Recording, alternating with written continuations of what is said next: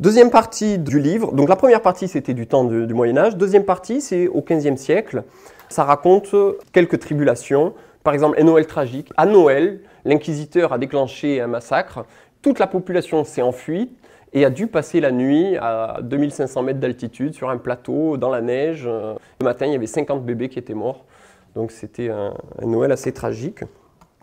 David et Goliath, c'est l'histoire du noir, de Mondovi. C'était pas un noir, mais il était basané, et il se moquait de Dieu, il blasphémait. Il avait soulevé son homme pour insulter les femmes en disant « Vous priez, mais on va venir vous répondre, vous allez voir ». Et un petit garçon lui a envoyé une flèche et il est tombé.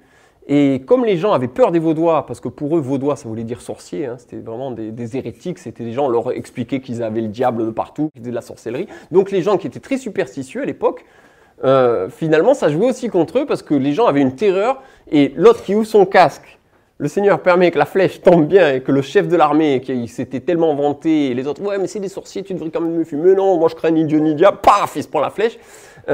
Du coup, les gens se sont enfuis, une grande victoire des Vaudois et le jour d'après ou quelques jours après, on a le fameuse histoire de Tumpi Sake, où Sake qui dit, moi je crois ni en Dieu ni en diable, je vais y aller et vous allez voir. Et le Seigneur permet que le brouillard tombe et qu'à cause du brouillard, justement, il y a une grande panique qui s'empare des troupes et lui tombe devant toute sa troupe dans le gouffre qui s'appelle aujourd'hui Tumpi Sake et encore une grande déroute de cette armée, mais qui a quand même massacré pendant 1 an. Ils sont restés dans les vallées à massacrer, à embêter, à piller.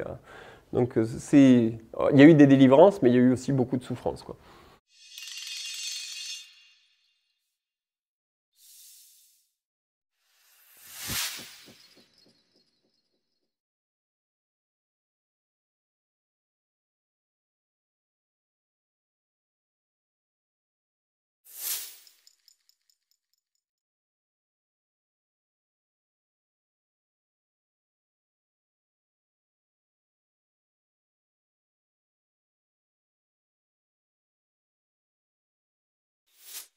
Et puis, bon, voilà, je vous ai dit, on disait que c'était des sorciers, mais on racontait que les Vaudois, ben, ils avaient un œil unique au milieu du front quand ils naissaient, qu'ils avaient les ongles noirs, les pieds fourchus, 4 rangées de dents pointues.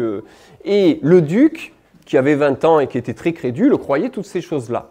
Et suite aux défaites engrangées par son armée dans les vallées, il a quand même demandé à voir de plus près. Et les Vaudois lui ont dit, mais sire, voilà notre foi. Il leur a posé des questions. Au bout d'un moment, il a dit, mais c'est pas possible, ces gens-là, ils sont autant chrétiens que moi, si ce n'est plus. Si ce que vous me dites est vrai, ces moines-là m'ont bien menti.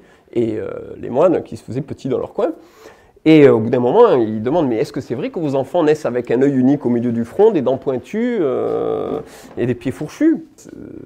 Les Vaudois ont amené toute une délégation de bébés joufflus, un choix de bébés bien gracieux, pour prouver au duc que c'était de la bêtise.